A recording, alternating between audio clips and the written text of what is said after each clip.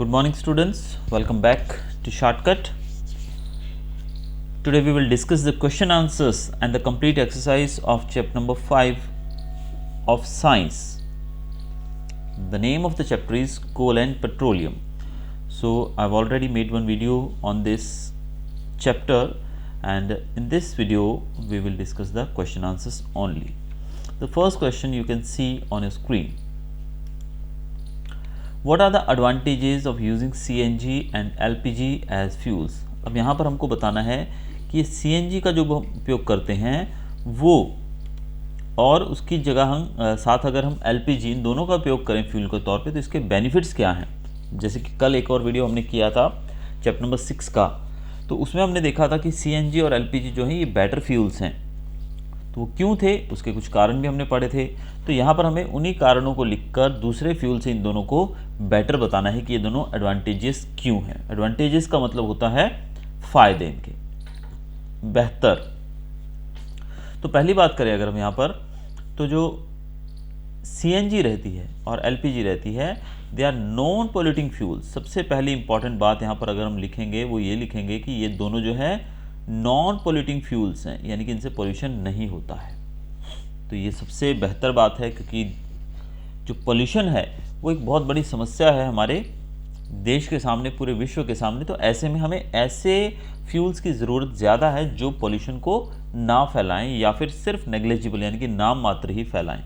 तो पहला यहाँ पर पॉइंट हम लिख सकते हैं that they are non polluting fuels. दूसरा, ये दोनों ही easy to store and transport है। इनको आसानी से आप स्टोर कर सकते हो और आसानी से आप ट्रांसपोर्ट भी कर सकते हो एक जगह से दूसरी जगह। तीसरा, CNG is use for power generation. CNG का यूज़ पावर जनरेट करने के लिए भी किया जाता है, बिजली बनाने के लिए भी इसका उपयोग किया जाता है। देन इनकी जो पर यूनिट वॉल्यूम एनर्जी जो रहती है वो ज़्यादा, जो कल हमने पढ़ा था पिछले वीडियो के अंदर, हमने पढ़ा था कैलोरीफिक वैल्यू। आपको याद होगा ये वर्ड, जिसमें हमने देखा था कि कैलोरीफिक वैल्यू क्या होती है, जब जो फ्यूल जो है वो 1 kg फ्यूल जलाने पे कितनी एनर्जी हमको मिलती है उसको बोलते हैं उसकी कैलोरीफिक वैल्यू। तो यहाँ पर जो ये दोनों फ्यूल हैं इनकी कैलोरीफिक वैल्यू ज़्यादा है। जैसे एग्जांपल मैंने कल भी दिया था आपको, तो आज फिर हम देखते हैं उसको कि अगर आप 1 किलो लकड़ी जलाते हैं और 1 किलो LPG जलाते हैं, CNG जलाते हैं, तो दोनों में आपको CNG LPG में ज़्यादा एनर्जी मिलेगी, ज़्यादा हीट मिलेगी। अगला पॉइंट है LPG can be use directly for burning in homes and factories. LPG का उपयोग आप डायरेक्टली घरों में और फैक्ट्रियों में जलाने के लिए कर सकते हैं। आगे, these are easily available and have affordable cost. ये आसानी से मिल जाते हैं और कॉस्ट भी इनका अफोर्डेबल है। अभी आप प्रेजेंट टाइम की बात करें तो सिलेंडर है जो है वो आपको लगभग 600 रुपये का पड़ता है, 600 के अराउंड पड़ता है, और वो लगभग एक सिलेंडर जो है आपका मोर देन 1 मंथ, यानी कि अगर नॉर्मली यूज़ किया जाए अच्छे से तो 2 महीने भी निकालता है, अदरवाइज़ ये 1.5 महीना तो आराम से निकालता है। अगर ज़्यादा भी यूज़ किया जाए तो भी ये 1 महीने में चलेगा। तो 600 रुपीज़ का आपका खर्चा हुआ 1 महीने में। लेकिन अगर लकड़ी की बात करें, वुड के तौर पे अगर हम देखें, तो वुड जो है आप सोचो कि 500 रुपये की कितनी आएगी और उसको आप कितने दिन चला सकते हो, तो बहुत ही नाम मात्र रहेगी। तो इस कारण से LPG और CNG का जो कॉस्ट है वो अफोर्डेबल है, यानी कि हम आसानी से उसको बेयर कर सकते हैं। अब this both have virtually no ash particles left burning after burning, यानी कि एक और कल भी जो हमने पढ़ा था कि इनके जलाने के बाद इसमें कुछ भी पार्टिकल्स, जिसको हम रेजिड्यू कहते हैं, रेजिड्यू नहीं बचता है। जब आप चूल्हे में लकड़ी जलाते हो तो चूल्हा जो है काफ़ी देर जलाने के बाद लकड़ियाँ वो राख से भर जाता है, फिर हमें वो राख खाली करनी पड़ती है, फिर दूसरी आग हम जला सकते हैं। लेकिन CNG और LPG के साथ ऐसा नहीं है, यहाँ पर जलने के बाद आपको कोई भी ऐश नहीं मिलेगी। अगला क्वेश्चन हमारा है name the products use for surfacing of roads. अब रोड्स बनते हुए आपने देखे होंगे, जब रोड बनता है उसके ऊपर क्या बिछाया जाता है, तो दो हमें पेट्रोलियम प्रोडक्ट का बताना है नाम जिसका उपयोग वहाँ पर होता है, वो है बिटुमेन। बिटुमेन का उपयोग किया जाता है रोड को बनाने के लिए। थर्ड क्वेश्चन जो हमारा है वो है describe how coal is formed from dead vegetation. कोयला जो है वो डेड वेजिटेशन से कैसे बनता है, इस प्रोसेस को क्या कहा जाता है। तो सबसे पहले हम बात करते हैं ये कैसे बनता है। लगभग 300 मिलियन साल पहले की बात है, जब अर्थ जो थी उसके ऊपर बहुत घना जंगल था और गहरे लो लाइंग वेटलैंड्स थे। वेटलैंड मतलब दलदल कह सकते हो, ऐसी जगह जो हमेशा पानी से भरी रहती हैं, दलदल होते हैं जैसे वैसे। ड्यू टू नेचुरल प्रोसेस, उस समय नेचुरल प्रोसेस के कारण, जैसे कि फ्लड हुआ, ये जो फॉरेस्ट थे ये बरीड अंडर द सॉइल, यानी कि ये सब धरती के नीचे दब गए, मिट्टी के नीचे दब गए। एज मोर सॉइल डिपॉजिटेड ओवर देम, फिर समय के साथ साथ वो जो दबे हुए पेड़ पौधे थे इनके ऊपर और मिट्टी की परतें जमती गई और इस तरीके से ये कंप्रेस हो गया, इनके ऊपर प्रेशर बहुत ज़्यादा बढ़ गया। फिर जैसे जैसे टेम्परेचर बढ़ने लगा, जैसे धरती के अंदर गए तो टेम्परेचर भी अंदर ज़्यादा है, ये और अंदर जाते गए, सैंक मतलब डूबना, ये अंदर डूबते गए और गहरे जाते गए और वहाँ पर टेम्परेचर और ज़्यादा बढ़ने लगा। Under high pressure and high temperature dead plants got slowly converted to coal. High pressure हो गया नीचे, क्योंकि ऊपर बहुत सारी परत जम गई थी मिट्टी की और नीचे टेम्परेचर भी ज़्यादा हो गया था। इस कारण से जो डेड प्लांट्स थे ये बदल गए किसमें, कोयले में बदल गए। As coal contains mainly carbon, coal के अंदर क्या होता है, मेनली कार्बन होता है। The slow process of conversion of dead vegetation into coal is called carbonisation. तो ये जो कोयला है इसके अंदर मेन जो कंटेंट रहता है वो कार्बन रहता है, इसीलिए ये धीरे धीरे जो स्लो कन्वर्टिंग जो प्रोसेस है जिसमें डेड प्लांट्स जो हैं वो बनते हैं, कोयले में बदल जाते हैं। इसके अंदर मेनली कोयले के अंदर कार्बन होता है, इसी कारण से इस प्रोसेस को कार्बनाइजेशन का नाम दिया गया है। तो दोनों क्वेश्चन का आंसर हमें मिल गया, हमने बता दिया कि कैसे वो चेंज होते हैं डेड वेजिटेशन से कोयले में, और दूसरा इस प्रोसेस को क्या कहा जाता है, ये है कार्बनाइजेशन। थर्ड क्वेश्चन देखते हैं अभी, सॉरी फोर्थ हमारे ब्लैंक्स हैं। Fossil fuels are dash dash and dash. Fossil fuels के नाम बताने में नेचुरल गैस हो गया, कोल हो गया और पेट्रोलियम हो गया। Process of separation of different constituents from petroleum is called. Petroleum से जब हम अलग अलग चीज़ों को अलग कर लेते हैं, उससे ले लेते हैं, तो उसको क्या बोलते हैं प्रोसेस को, उसको रिफाइनिंग कहा जाता है। Least polluting fuel for vehicle, जो सबसे कम पोल्यूशन फैलाने वाला जो फ्यूल है वो कौन सा है, सीएनजी। अब हम देखते हैं ट्रू एंड फॉल्स को।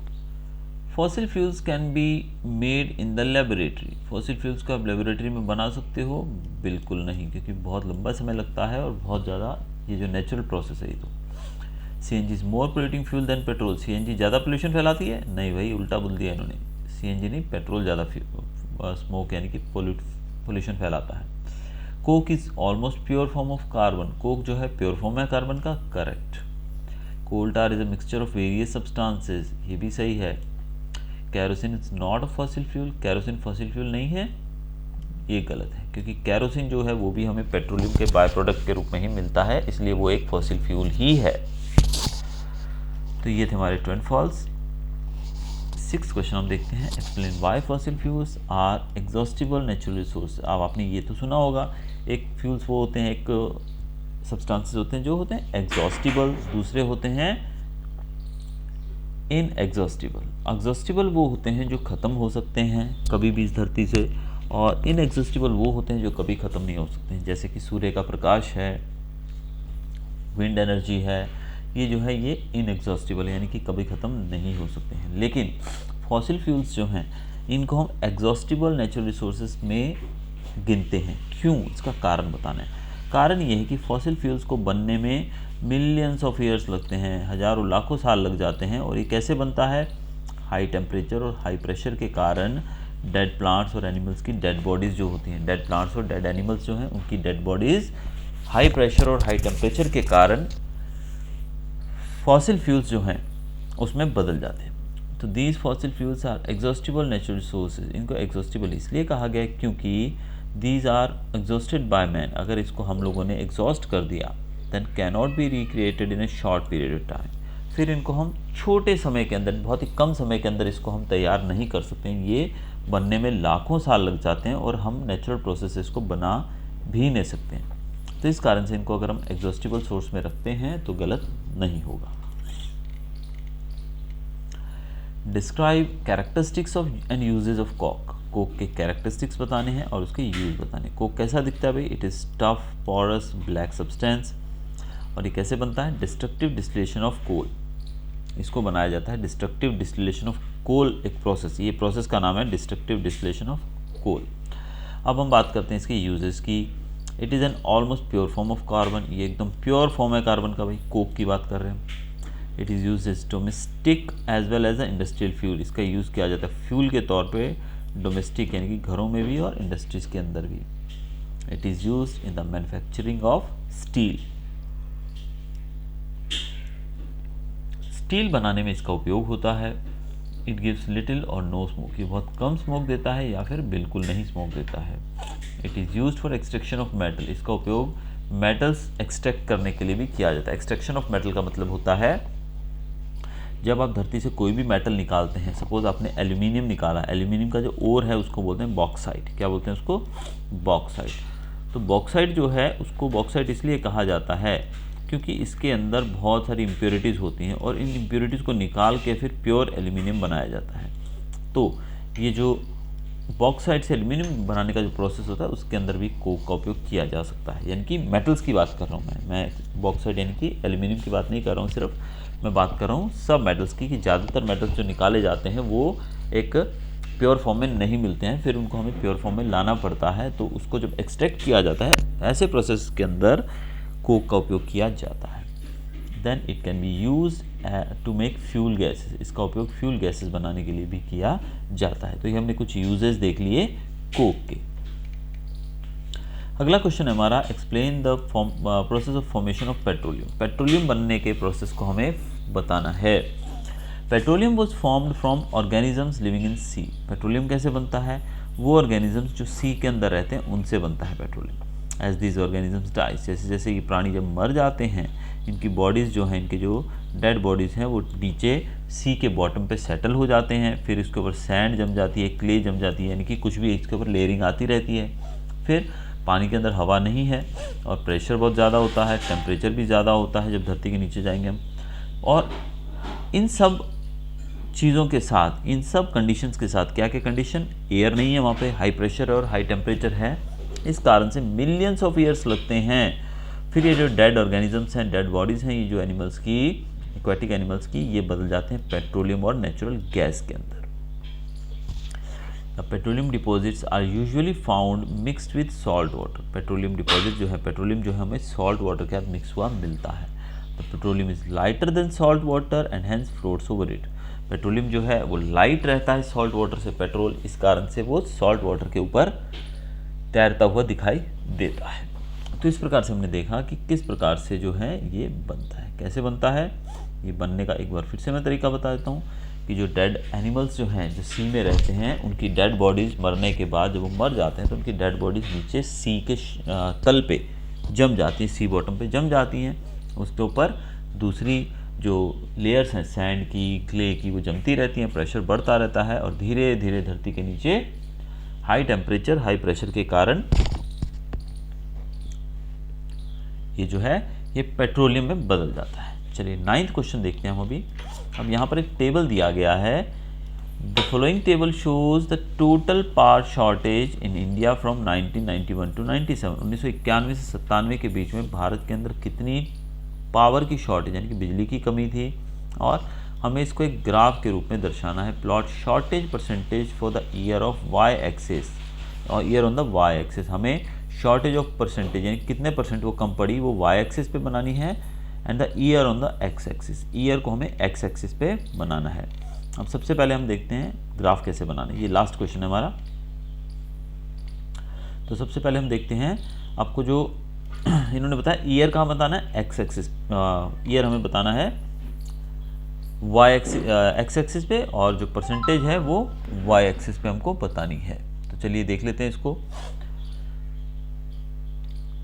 तो ईयर, ये देखिए, ये जो नीचे ये जो लाइन रहती है इसको हम एक्स एक्सिस कहते हैं। तो ये आपकी एक्स एक्सिस है, तो इस पे आपने ईयर ले लिया, देखिए 91, 92, 93, 94, और ये जो रहता है वाई एक्सिस को कहा जाता है, इस पे आपने ले लिया परसेंटेज की बात की हमने। अब 1991 के अंदर कहा गया है इट वाज अराउंड 7.5 से लेके 8 के बीच में, यानी कि 7.9 लगभग आ रहा है मेरे हिसाब से। तो यहाँ पर देख लेते हैं, चलिए जी 7.9 ही है, देखिए तो 7.9 है, दूसरा 7.8 है। इसको बनाने का मैं तरीका आपको एक बार फिर समझाता हूँ। देखिए हम क्या करेंगे, हम पहले तो लेंगे एक ग्राफ। तो ग्राफ बुक के अंदर जब आप ग्राफ लोगे तो ग्राफ के अंदर पहले तो आपको दो लाइनें लगानी है। इसको वाई एक्सिस कहा जाता है, इसको एक्स एक्सिस कहा जाता है। ठीक है, ये दोनों हमने यहाँ पर ले ली, समझिए। ये एक्स एक्सिस है, वाई एक्सिस है, और दूसरा हमारा आएगा भी एक्स एक्सिस जो कि इस तरफ जाएगा।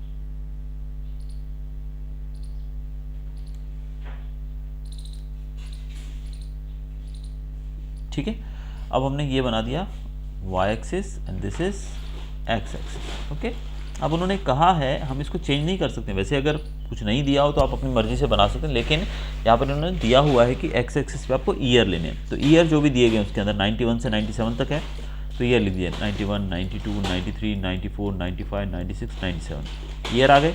अब हम देखते हैं यहाँ पर परसेंटेज की बात करें तो परसेंटेज आपकी मिनिमम 7.7 है और मैक्सिमम आपकी 12 के अंदर जा रही है, यानी कि 11.56 जैसी है। तो हम 0.5 के गैप में एक टेबल लिख देते हैं। हम शुरू कर सकते हैं किसी भी अंक से, 1 से शुरू करोगे, 2 से शुरू करोगे तो आपका ये ग्राफ लंबा बनेगा, वो कोई मैटर नहीं है। तो आप 1 से 2 से भी शुरू कर सकते हैं, लेकिन हमने मिनिमम जो है 7 है तो हम 7 से शुरू करते हैं। तो हम 7 से शुरू कर सकते हैं यहाँ पर। तो देखिए 7 से हमने 0.5 के गैप में, जो आपकी ग्राफ बुक के अंदर आपको ऐसे टेबल्स दिए गए होंगे, बॉक्सेस दिए गए हैं, तो आप एक एक बॉक्स के अंदर आप चाहें तो यहाँ पर 7.5 की जगह 8 भी कर सकते हैं, लेकिन फिर बीच की लाइंस को आपको काउंट करना पड़ेगा। तो हम बेटर एक ईजीएस्ट मोड के तौर पे हम 0.5 का गैप रखेंगे। तो 7 हो गया, 7.5, 8, 8.5, 9, 9.5, 10, 10 आ गया, 10 का 10.5, 11, 11.5, 12। तो 12 हमारा मैक्सिमम जा रहा है, इसलिए हम यहाँ तक ले, आप आगे भी ले सकते हैं, 13, 14 तक भी जा सकते हैं। अब 91 में कितनी थी, 7.9 कहा गया। 7.9 मतलब बीच वाली लाइंस जो है आपके यहाँ पे भी आप छोटी छोटी लाइंस देखेंगे आपकी ग्राफ बुक के अंदर, ग्राफ पेपर के अंदर। तो ये दो लाइनें जो हैं इनके हिसाब से आपको 7.9 यहाँ दर्शाना है। 1992 के अंदर 7.8 था शायद, फिर 1993 के अंदर। तो इस तरीके से जो भी है आप उनको डॉट दे सकते हैं, वहाँ पर डॉट लगा दीजिए, यानी कि मार्क कर दीजिए उन पॉइंट्स को। फिर मार्क करने के बाद फिर उन लाइंस को आप ऐसे जोड़ सकते हैं। तो इस तरीके से आपका एक ग्राफ आपके सामने आ जाएगा कि पावर शॉर्टेज कब ज़्यादा हुई है भारत के अंदर। तो इस तरीके से आप एक ग्राफ तैयार कर सकते हैं। तो ये जो आपका ग्राफ है वो इस तरीके से बन जाएगा, जहाँ पर आप अपने हिसाब से यहाँ पर इनके ऊपर देखिए 7.9 था, यहाँ पर 7.8, 8.3, 7.4, 7.1, 9.1 और 11.5। तो मिनिमम था हमारा 7.1 और मैक्सिमम था 11.5, इसलिए हमने 7 से शुरू किया और 12 पे ख़त्म कर दिया। तो ये था हमारा chapter number 5 coal and petroleum, और इसके क्वेश्चन आंसर्स हमने पूरे डिस्कस किए हैं। Hope you enjoy the video. Thanks for watching.